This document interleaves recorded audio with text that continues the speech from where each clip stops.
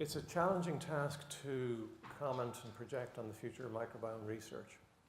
And what I could do is I could subject you to 15 minutes of my own research, and I wouldn't take 15 minutes and it would be unfair.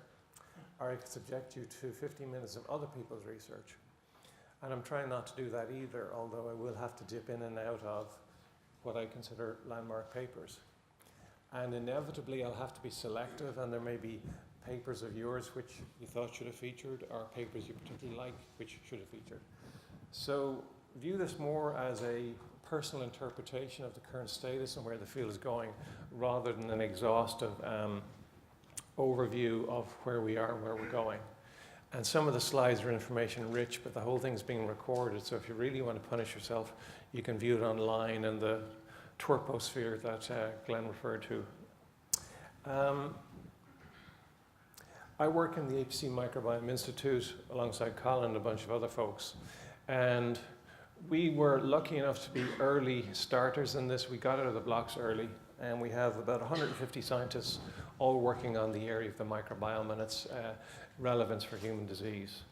And we humbly contribute what we can to that, but it's a really exciting field. And it's humbling to look at the diversity and quality of the posters outside to see the vitality and the diversity of subjects being tackled.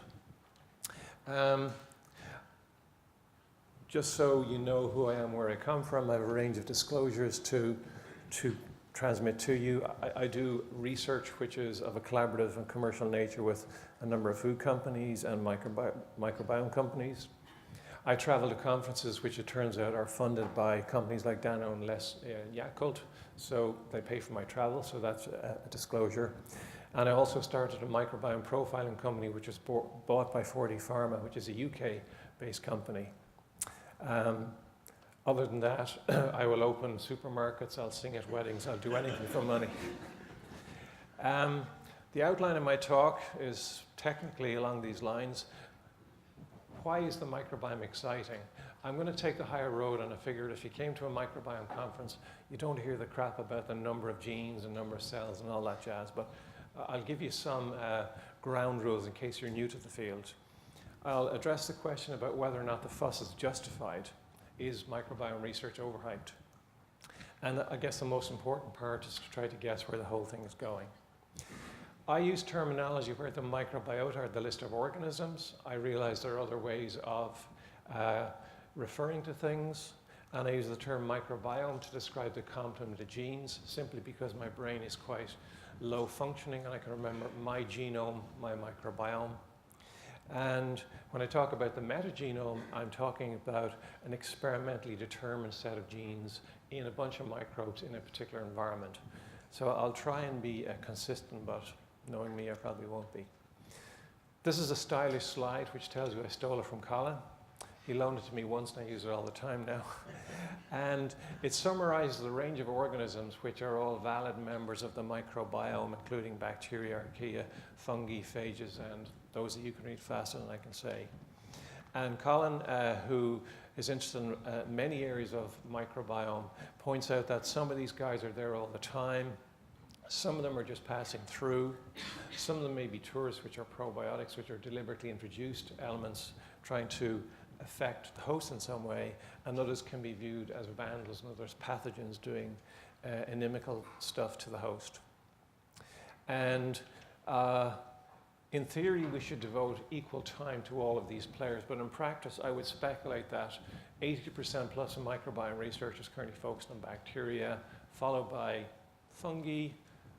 Bacteriophages are coming back, but other things like what human immune cells are present in the lumen in the gut or on the mucosae are relatively poorly studied. And also helminths, which have a major role in suppressing inflammation. I'm a microbiologist by training. I cut my teeth on Staphylococcus and Streptococcus. And I favor a reductionist approach to problems. And as microbiome research has unfolded, we have, as a community, cataloged all of the bacteria, present in different locales, and I'm going to focus mainly on the human body. And this is a meta-analysis performed by Il-Sung Cho and Marty Blazer, based on data largely derived from the HMP, but also MetaHit. And these pie charts are simply to convey the fact that we now know the range of organisms present in those locations based on culture-independent methods. And as a microbiologist, even if none of these had any association with health, I wouldn't be overly perturbed. I'd be excited, and I would look forward to teaching this stuff to undergrad microbiology students. Because in the past, we didn't really have good catalogs for all those body locations. And the fact that we do is a major advance in its own right. Another feature which I'd like to devote more time to, but I won't have to, is the fact that we are undertaking one of the largest experiments in human biology ever by tampering with our microbiota. And this is a summary slide from Marty and Stan Falco, detailing some of the factors which contribute to altering microbiota. And I think probably the most profound, or one of the ones that worries me the greatest, is the proportion of cesarean section deliveries in Western countries. In some countries in South America, it's up to 70% because of a litigious culture in the medical arena. And I won't share the details with you today, but there are multiple publications showing that C-section infants have a microbiota different to those delivered through vaginal birth. And there are also increasing epidemiological reports linking C-section with a range of diseases broadly categorized as immune dysfunction later in life. And the hypothesis is that lack of commensal organisms such as bifidobacteria and lactobacilli, which are important for programming the innate immune system at a young age, increases the likelihood that those infants will suffer from these diseases later in life. And with little thought for our history as metazoans, this is being done deliberately and at a very high frequency by us. And the outcomes could take a couple of generations to wash out. At the same time, we have a collapse in breastfeeding rates for legitimate reasons. Women have busy lives and can't always breastfeed, but we will soon have we'll have a population which hasn't been breastfed for 2 or 3 generations and which has been delivered by C-section for 2 or 3 generations and has nothing like the skin, oral, or intestinal microbiota which our forebears did when they co-evolved with their microbiota. Other than mode of delivery, there are other factors which have been well characterized in the literature which impact on the microbiota. And this is a nice slide from Ruth Lay and colleagues, which summarizes, which cartoonizes some of the factors such as medication and diet, which are variable in human cohorts. And one of the attractions of animal models is that you can standardize this. And many of the experiments I'll refer to in my talk will be derived from data from animals on defined diets and sometimes with defined microbiota. So our microbiota is subject to modulatory influences from things like diet and medication. Recently, a paper from a number of authors, including Jeroen and Ras, based on analysis of a cohort in Belgium and comparison to a cohort in the Netherlands, highlighted the host factors that co-vary with the microbiome. The language is important here. We're not saying those factors modulate the microbiome, because that's not known yet. We're saying that they co-vary. And in this bar graph, which you can't read, the value of the colored bar across the axis indicates the degree of covariation with the microbiome. And if we zoom in on that, the left-hand stack, is from the Flemish gut flora project, and the right side is the Lifelines Deep cohort. It includes factors like the Bristol stool score, in other words, the consistency of poop. That is the factor which associates most strongly with microbiome composition. And that's a factor which many cohorts recognize and record, but don't necessarily consider as a modifier. And there are other host factors like red blood cell count. We don't currently know why someone's red blood cell count should correlate with microbiota.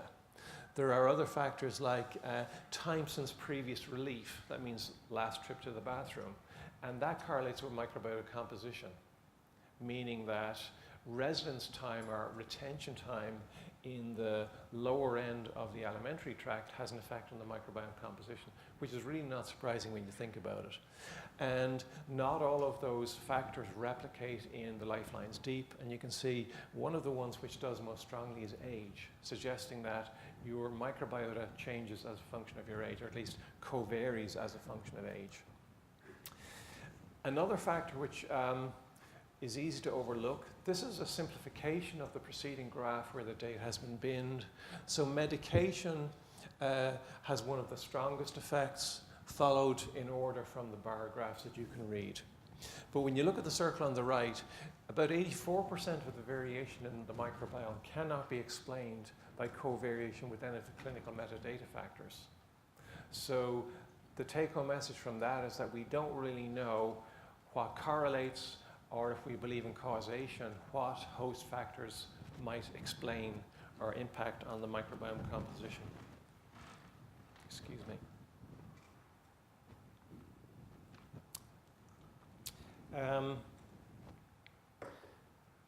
To introduce some of our own research, one of the flagship projects in the APC was a project called ElderMet, which involved a bunch of PIs, including Colin, Paul Ross, Catherine Stanton, Fergus Shannon, et al. And we did a cross-sectional study of elderly people living in Munster, which is the southern province in Ireland.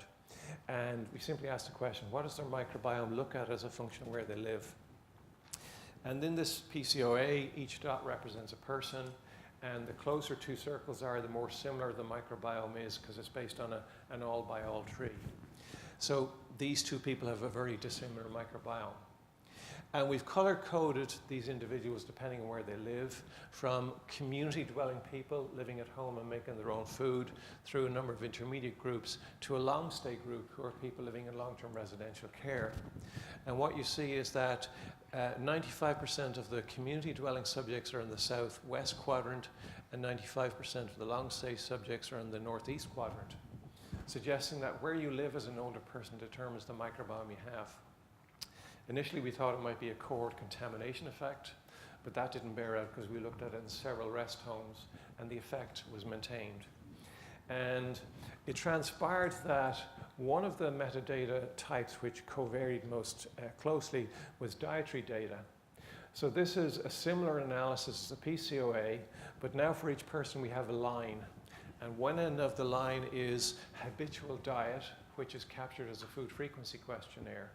It's a questionnaire involving 147 food items, 10 frequency categories. And the other non-end of the line is the microbiota composition. And this is work done by Marcus Clausen, who's a colleague of mine in the APC, who's in the audience. So what Marcus discovered was that the association between diet and microbiota composition was not random, because these lines are not all over the place like a kid with a crayon. You still see separation based on community dwelling and long-term residential care, suggesting it was the habitual diet which was driving the compositional differences in the microbiota. And there are stories or studies which report similar findings in intervention studies in the US, comparing the microbiota of Italian kids with African kids, and a variety of other studies, including work by Alan Walker and Harry Flint. So your habitual diet is an important determining factor for your microbiota. What we also have recently published in the ElderMet cohort is that biological age is a determinant of your microbiota independent of your disease status. So this is a meta-analysis of ElderMet subjects. The left-hand series of graphs is restricted to healthy community dwelling subjects. And you can see that the microbiome composition shifts from a group that's 64 to 69 years of age through to 90 to 94. During that aging process, you get a loss in diversity-associated taxa. These are taxa which we defined in a recent ISME journal paper. A slow increase in taxa associated with long-term residential care, and fairly reasonable retention of the core. If you add in people in long-term residential care, you see that their microbiota changes as a function of duration in long-term residential care. The rate of loss of diversity-associated taxa is much faster. the rate of acquisition of long-stay associated attacks is also faster, and the course starts to decline. So diversity does change, and the microbiota changes as a function of diet and residential care, but your microbiota also changes as a function of biological age, particularly over age 65. Many people come to microbiome research because they're interested in diseases. And the initial supposition was that you could link changes in the microbiome to risks for various diseases. And this is a brave attempt by Willem de Vos 4 years ago to summarize the state of the art in terms of diseases associated with microbiota alterations. And it's a nice table, but the first thing to note is that the range of evidence linking the alteration to the disease ranges from pretty damn good to pretty damn hopeless. Some of these diseases, the link between microbiome and disease is quite tentative. But I'm more interested in conveying the philosophy, which you probably know, which is that we can explore various diseases, identify microbiome alterations, find whether or not they're causative, and identify organisms associated with that change, and those would represent intervention points for preventing disease. So, as I said, I come from a pathogenicity background, and I was weaned onto Koch's postulates, which are that you find animals with the disease, you isolate the microbe in pure culture from all those people, you re-inject another animal, you replicate the disease symptoms, and you can recover the microbe and show it's the same as the starting one. And it's tempting to ask the question, well, can we do this for microbiome-related diseases? And the first test case I'm going to choose is obesity, because it's one of the earliest ones, because some of the first runs on the board in microbiome research were in obesity. Now, this is an example of one of the data-rich slides I warned you about, and it's a series of studies primarily arising from the Jeff Gordon group and his associates like Ruth Lay. They show that obese mice have a lower proportion of Bacteroidetes and higher relative abundance of Firmicutes. In these obese mice, when you look at the metabolic and functions which are enriched, they seem to imply harvesting of carbohydrates. An exciting breakthrough was when they showed that the obese microbiota was transplantable to germ-free mice. If you take donor mice that either are obese because they're leptin deficient, or normal mice, and you transplant them into germ-free mice, you see a large increase in body weight increase from the ABOB mice. These are the leptin deficient mice, suggesting that the obesity phenotype is transplantable. And interestingly, in parallel, Ruth Lay published a paper which showed that during caloric restriction in humans over a period of 1 year, when they were losing weight, what was observed was a reduction in the proportion of the phylum Firmicutes and increase in Bacteroidetes. So the suggestion emerged, in fairness, not from the authors, but from commentators and people like us, I guess, that obesity was controlled by the ratio of 2 major phyla and that the Firmicutes were obesogenic. And that's a gross oversimplification of anything that the original authors suggested. And it soon transpired from work from people like Harry Flint and Andreas Schwiertz and others that obesity was not that simple at all, and it was not controlled by the ratio 2 phyla. But still, there are some authors who propose that Firmicutes are obesogenic and some lactobacilli are obesogenic. And like many things in life, it turned out to be way more complicated. This is a summary slide from elegant work from Fredrik Backhed in Gothenburg in Sweden. And he and others show that in germ-free mice, there are, and that's the left-hand side of this panel, there are relatively low levels of bile salts secreted by the liver into the small intestine. And that's because there's a relay mechanism involving FXR and FGF15.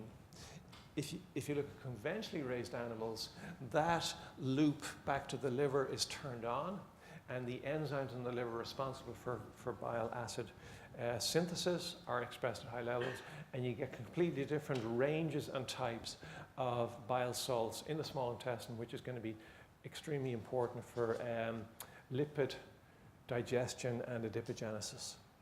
So that's a completely independent mechanism whereby the microbiota, which varies in composition, might impact on the composition of bile acids involved in fat harvesting and BMI. Yet another mechanism has been researched primarily by Patrice Cany and his colleague Nathalie Dalzen. And it involves the release of LPS, endotoxin, into the lumen. And the LPS auto-regulates its own release by impacting on the endocannabinoid system, which is, we'll take it as a black box, it's the system which controls porosity or the leakiness of the gut. And once you get some release, you get more release, LPS goes into the system, it goes to the liver, and it impacts on a range of genes controlled by PPAR gamma, which is a human transcription factor, and that controls adipogenesis. So the net effect is that the proportion or the levels of LPS which are allowed to leak from the gut into the system control adipogenesis, and a major player in that is going to be gram-negatives, not phylum Firmicutes. And most of the work, to my knowledge, has been done in animal model systems. I haven't seen a huge human cohort suggesting that. But it's a third completely independent mechanism for controlling BMI. And even in the last couple of months, there's been a really nice paper in Nature. And this is taken from the News and Views commentary on it. And what it shows is that acetate produced by the gut microbiota affects the mouse brain. And it affects the brain stimulation of the parasympathetic nervous system, including the vagus nerve. This triggers secretion of the hunger hormone ghrelin, so that's going to affect appetite and satiety. And it also affects glucose-stimulated insulin secretion from beta cells in the pancreas, which are involved in controlling calorie storage and fat gain. So this is a fourth completely independent mechanism. So we've come away from the ratio of 2 major phyla to 3 additional mechanisms, which are obviously very different. Which is right? Well, my tendency is to think that they're all important, and they probably all contribute to obesity and BMI control. So to answer that theoretical question, can we fulfill Koch's postulates? It's probably too complicated, and it's multifactorial. You've got multiple host factors, and you've got multiple microbial factors. So maybe we should have started on a simpler case study to begin with. Okay, so I'm slow on the uptake, and I want to try and work on this. So let's take a simpler example. Try and get a single host readout, single biomarker for disease, and a single microbial effector, and that'll make things fine. So one example we might look at is cardiovascular disease. And this is an example drawing heavily from the work on Stan Hazen, and it involves TMA and TMAO. And I noticed a number of different papers in the posters in the foyer, so many of the authors will know exactly what I'm talking about. But for the uninitiated, hopefully your arteries look like the cartoon on the left, nice and obstruction-free. But under some circumstances, you can get a plaque, which is a piece of gunk, which is composed of lipids and calcium, and also macrophages. Your own immune cells become embedded in this plaque and ultimately form a blockage, which can slough off and get into your brain or cause a block in a cardiac artery, and then you're in trouble. And the link to the microbiota is that bacteria take dietary components like carnitine, choline, and TMAO, and they convert it into TMA. And TMA goes to the liver and it's oxidized, and TMAO is the trigger for converting macrophages to foam cells. If you have a deletion in an FMO3 gene in your liver, you accumulate TMA and you get fish odor urine, which is also called trimethylene urea, because TMA is the same compound in a swim bladder of a fish. It's an osmolyte and it smells fishy. So these people unfortunately accumulate that in their body secretions. So what Stan Hazen showed was that if you took animals and you gave them choline or betaine, you got a peak in, this is betaine and this is choline. You got a peak in TMAO. If you suppress their microflora, that should be microbiota, you no longer see TMAO production because the bacteria required to synthesize it have been obliterated. And if you allow them to reacquire their own microbiota and do the same experiment, you see the peak of TMAO, showing that the bacteria are responsible for this bioconversion. And you can demonstrate those this has to be done in ApoE mice to get the cardiovascular disease readouts. on the choline diet and the absence of antibiotic, these are the foam cells, and if you treat them with antibiotics, these foam cells don't occur, showing it's microbially mediated. In parentheses, I'll note that this is very controversial because there's actually a reverse correlation between choline intake in the form of fish and cardiovascular disease. So it's still not clear how this works at a human population level. This is data from a human experiment which basically replicates what I showed you in mice. In these human volunteers whose microbiota was suppressed, you no longer see TMAO production. When they reacquire their gut microbiota, I don't know how we got IRB approval for this. You see the TMAO peak coming back. But by his own admission, this is a review by Stan Hayes, and there's an overlap between the risk factors for heart disease and for obesity, as this cartoon illustrates. So, although it seems like a particularly simple system, it's not. We became interested in Cork because I went to an Inner Rao conference and I ended up stuck at one of these terrible conference dinners with people I didn't know, and you go through, well, what do you work on? And oh, that's very interesting, what do you work on? And by the third bottle of Chilean wine, I was ready to jump out the window. But things were rescued by this chirpy Frenchman who was an environmental microbiologist who had stumbled into an observation that the proportion of archaea increased in the gut microbiota of the elderly. And what was particularly interesting was that he discovered a new seventh order of archaea, which was particularly abundant in these people, in the elderly subjects. And these seventh order methanogens, which are also called methanomacelicocales after Didier Raoult, are particularly abundant. So they're a quirky group of methanogens. And long story short, I've been collaborating with Jean-François Bourget ever since. And I recruited Guillaume Borel from Jean-François' lab, and what we showed was, first of all, we did a bunch of genomics and metagenomics on these MX archaea and showed that they had a predicted capacity to deplete TMA. We found molecular machinery in their genomes for depleting TMA. And Guillaume was able to show that when you grow them in the presence of hydrogen and TMA, they grow and they produce methane, which is proof of principle that the annotation is correct. They deplete TMA and they produce methane instead. And this led us to propose the archaebiotics concept, which is that these organisms which occur naturally might modulate your cardiovascular disease risk. Recently, we've gone back and looked at a bunch of other cohorts, including some meta-hit, and we have shown that these MX methanogens are present, but they're often overlooked or they're misclassified. If you're doing this stuff de novo with 16S primers, you have to be careful that they actually work. It's easier to look at shotgun data sets because you don't have to worry about PCR bias. And in many of these papers, they're either not referred to or they're misclassified as environmental methanogens. But the take-home message is that they are present in the first 9 data sets that we looked at.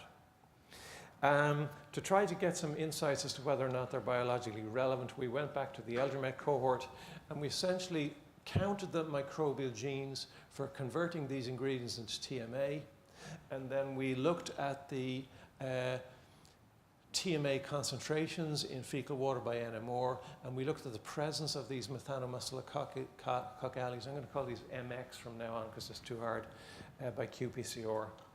And to make a long story short, we see sensible correlations whereby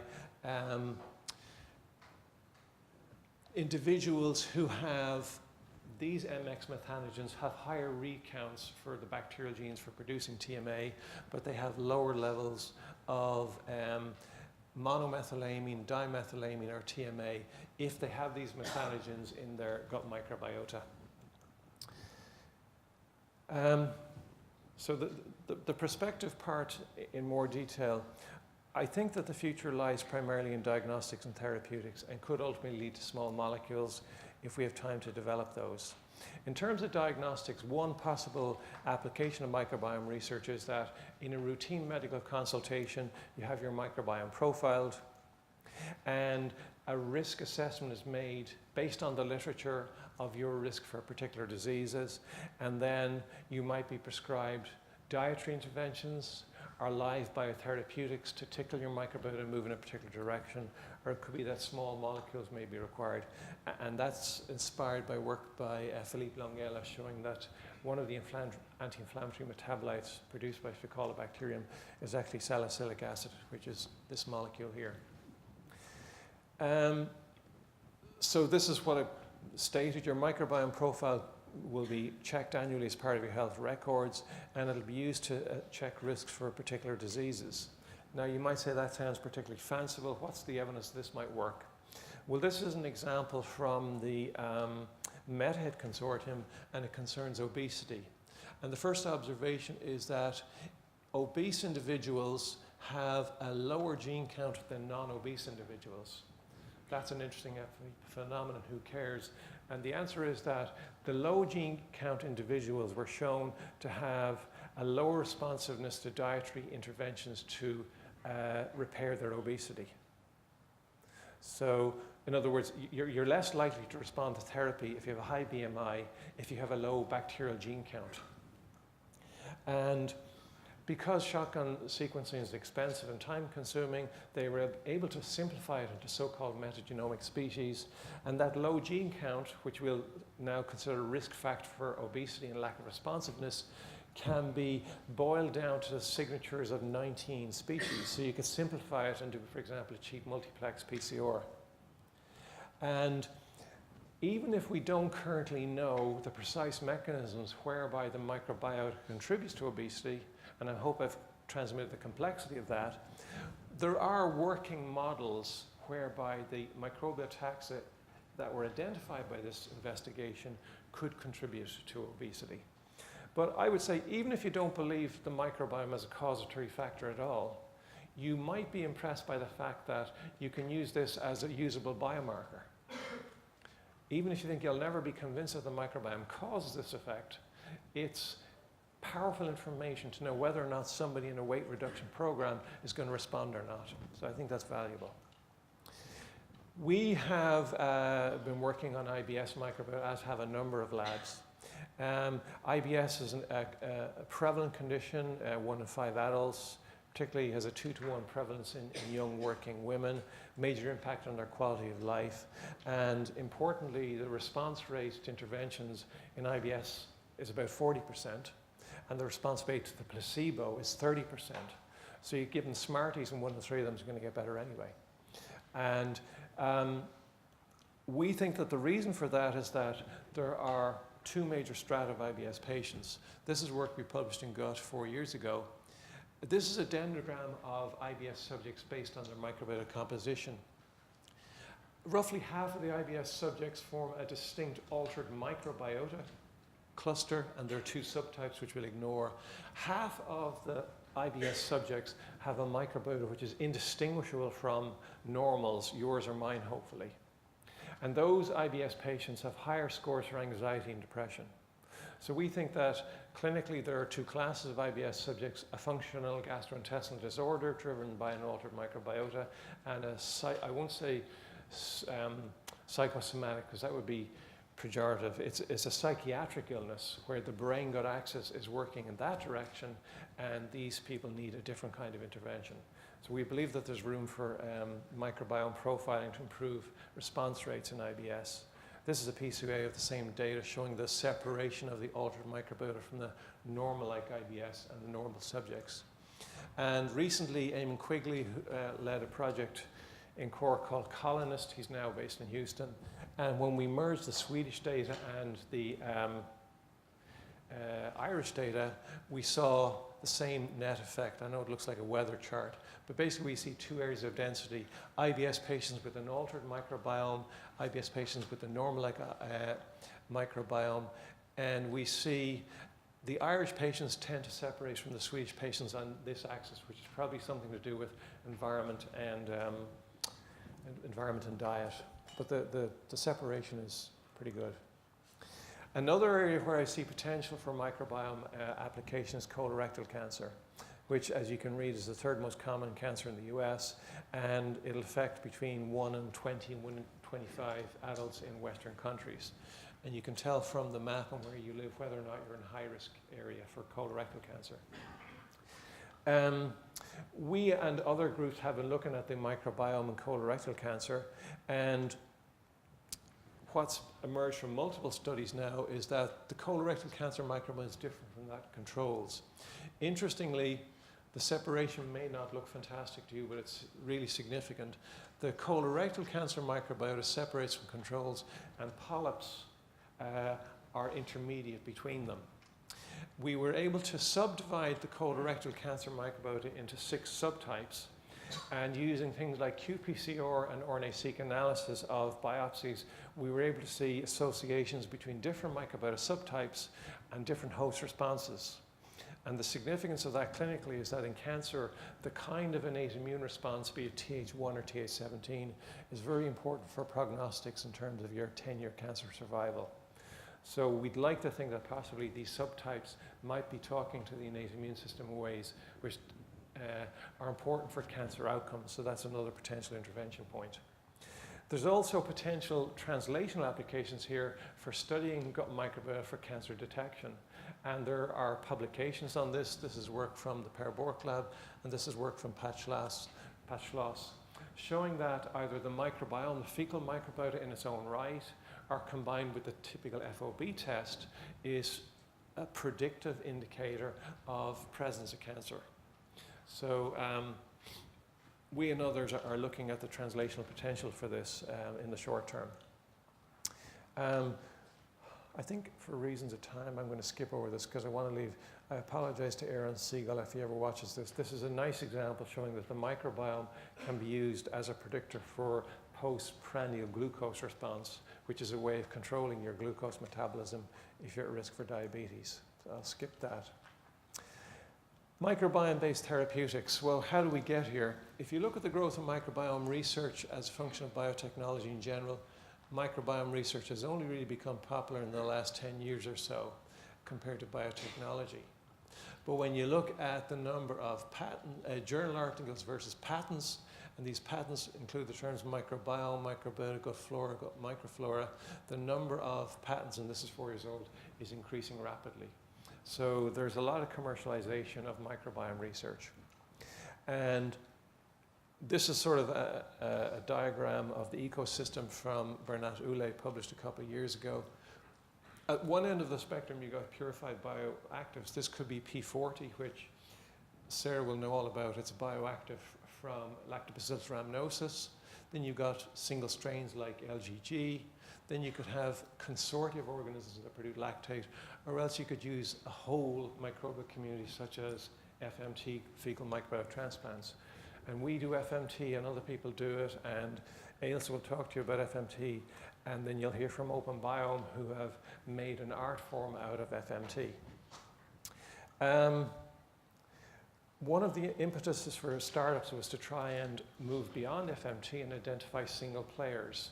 And this review, which is dated, summarizes the companies which mushroomed and were acquired and amalgamated and reacquired. And it's a very dynamic ecosystem, and a lot of money has been pumped into this area by big players, including, for example, Nestle and J&J. So Big Pharma is taking this seriously. One of the flagships I want to talk about is Ceres, which is an ambitious company, one of the early starters, funded by Flagship out of Cambridge. And they have a whole pipeline of products, and their leading product was Ceres 109, which is for treating recurrent C. diff. So it's a direct competitor of FMT. Why would you want to do that? Well, human fecal slurry is a witch's brew of God knows what, and even when you screen it for the known pathogens, you don't really know what's in there. So it'd be nicer to have a defined cocktail of organisms. And Ceres, their brand leader, was a consortium composed of spores isolated by ethanol chalk from human feces. And that's for recurrent C. diff, and they have a range of follow-up projects for the indications, which you can read here on this slide. Phase 1 trials looked really good. So Ceres was receiving a lot of funding and looking really good. During the summer, however, they hit a major roadblock. One of their phase 2 trials didn't work. And because you can't read this, the bottom line is that the primary efficacy endpoint was not achieved. And the rate of risk, the relative risk of CDI recurrence for the placebo compared to the treated population was not significantly statistically different. There's a typo in their press release. So this sends shockwaves through the field. This is the leader, and the thing doesn't work. What happened here? The first thing that happened is that the share price dropped 70% overnight, and it stopped a lot of people in their tracks. I think Seres is a good company, and I think the jury is still out on the idea of bacterial consortia and bacterial therapy for C. diff infection. One of the things that intrigued me, well, first of all, in a press release, you get no data. And even within the press release, if you drill down, and I compile this table, in younger folks, the recurrence rate was 43% in the treated.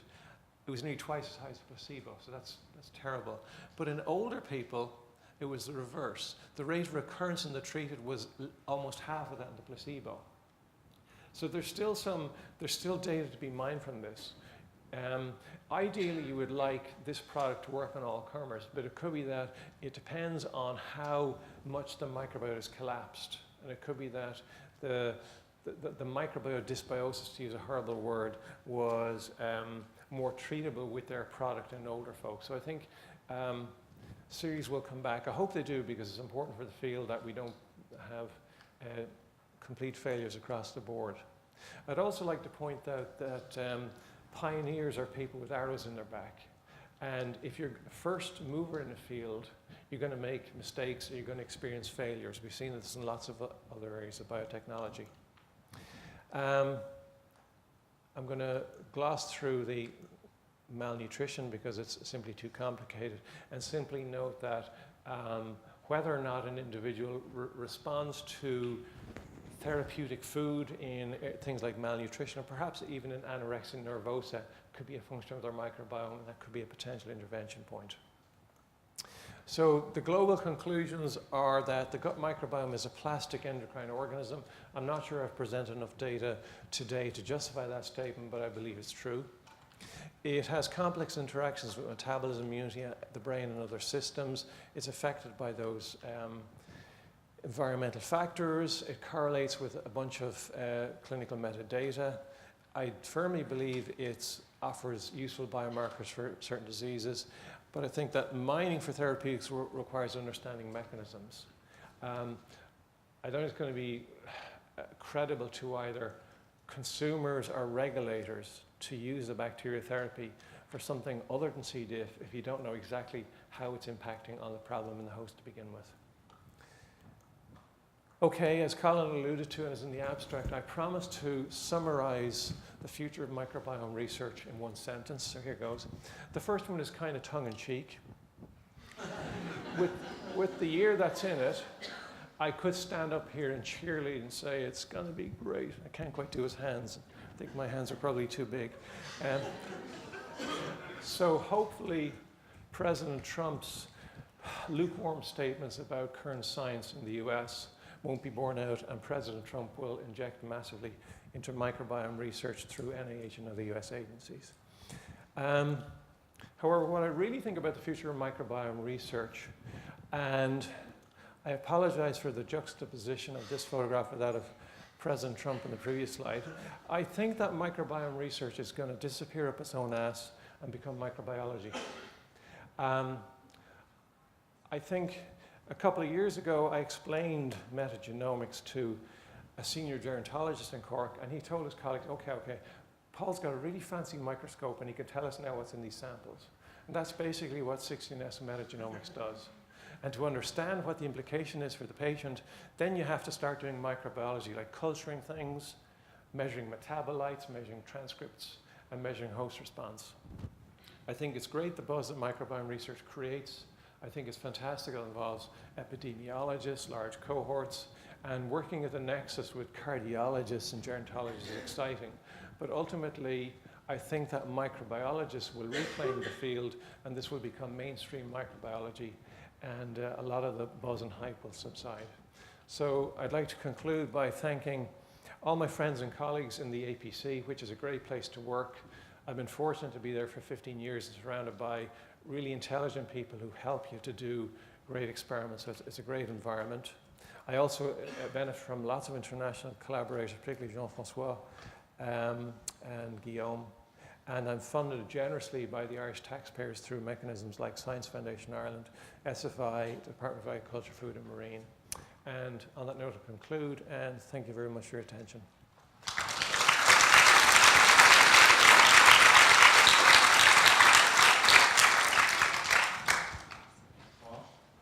Any questions or comments on that very provocative talk?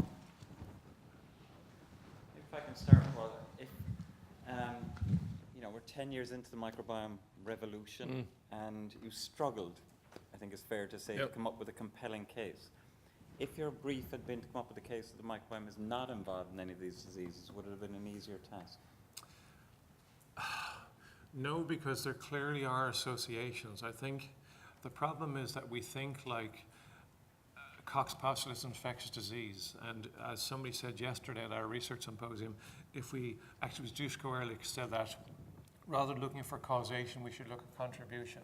We should view the microbiome as another environmental factor which contributes to risk and the rate of appearance of symptoms and the rate of acceleration of symptoms. And I think if we treat it in that way as a multifactorial process, we're on firmer ground. Coming back to the stuff you mentioned about the TMAO and cardiovascularism, there's quite a few papers come out recently that show if you actually correct for renal function, there is no association with arteriosclerosis. So it's just a comment I wonder if we need to start looking at confounding factors, taking into account when we do modeling to affect the microbiome, the impact on Yeah. The other thing was, when you were looking at the NX genes, the cut genes, Yeah. you actually find the entire operons in those, and are they very similar to what we see in the firmicutes or the antibacteriaceae in terms of what we know so far? Can you just Okay, I'll restate repeat the question. Yeah. The first part I think was about lack of association with cardiovascular disease readouts, and the second part was about distinguishing between Enterobacteriaceae and firmicutes in terms of TMAO reduction, was it? In your NX, you mentioned the counterpart C gene, that there's two in firmicutes and antibacteriaceae can leave the entire operons to be present. Yeah. So I'm just wondering how similar are your archaeal operons to what the bacterial ones? Oh, okay. How similar they are, Kel? They're similar enough to identify simple blast, but the actual and the key hidden Markov models associated with the enzyme function are the same. But other than that, they're not tremendously similar. The cardiovascular disease, the numbers, we looked at metagenomes of around 150 people, and there were no significant associations with MI frequency, but the ratio, the frequency of MI was too low. So we're now looking at the presence of these in much larger cohorts, and we're doing preclinical models to try and see if we can deplete CVD risk factors in monoassociated mice and mice where we've manipulated the bacterial TMA production and TMAO reduction. Anybody else? Question here? I have a comment about when you talk about autoimmune disease. Yep. Yes. So autoimmune disease increasing number because of the delivery method, birth method, and the lowering in breastfeeding ratio. I don't think this is necessarily due to women becoming like too busy. But I was at the talk and they were blaming formula, like the increased use and pushing from doctor to use formula that was associated to the developing on autoimmune disease.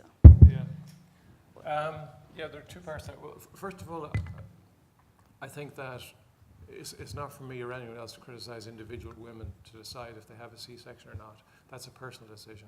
In some countries, it is driven by litigation. So, for example, in South America, the clinicians know that they're much less likely to be sued if they offer C-section. In some countries, parents want children to be born on particular days for cultural reasons. So I make no judgment on rates of C-section. It's driven by other factors. In terms of industry and formula, the rate of breastfeeding in Ireland is particularly low. Infant formula is available, but the primary reason for lack of breastfeeding in Ireland is a cultural one. It's still thought of as, in a post-colonial society, as being primitive or less developed in some way. In other European countries like Scandinavia, there are much higher frequencies. Commercially available breast milk is now synthesized to contain human milk oligosaccharides, which mimic or are chemically identical to a large number of those present in breast milk, but I don't think anybody thinks that it's still as good.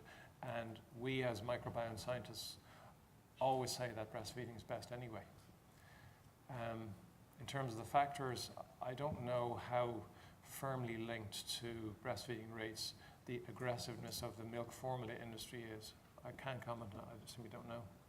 I was struck by your analysis in the C. difficile trial, which was kind of reported as being disappointing, but you took out the over 65s, under 65s, and saw a very different outcome there, which kind of makes sense, of course, given the age group and the pathogen involved. But going back, was there any reason given by the people who did the trial as to why they felt that was a disappointment?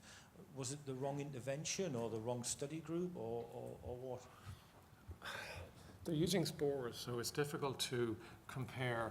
You and I would know how many live Clostridia ruminococci is sensible to a human being, but 10 to the 7 spores and varying rates of outgrowth. It could be that the rate of outgrowth is limited by the bile production and bile turnover in the subjects. So I don't know if the dynamics of spore germination is sufficiently understood to be able to plan a good trial. They did say in one of their let's try and rescue the situation that further stratification and microbiome investigation would be important to try and discover why this trial failed. And I think they will learn valuable lessons from it. I think in fairness to them, the reason they took such a broad age range was they wanted the product to be available to all comers. They want, like, C. diff infections do occur in younger people, admittedly much less commonly, but they do occur. And they wanted to show the thing worked independent of age, and it clearly doesn't at that dosage. You mentioned at the beginning of your talk that you're looking at the differences in older people by residence, and you said the diet was the most important factor. Was antibiotic usage not a very significant factor also? Because the likes of long-term care facilities, which use a lot of antibiotics. Yeah, thanks for the question. I should have said we adjusted all of those we adjusted the models for antibiotic usage. So antibiotic usage does impact on the microbiota. When you adjust for that in your linear regression models, it's not responsible for the separation that I showed in that PCOA.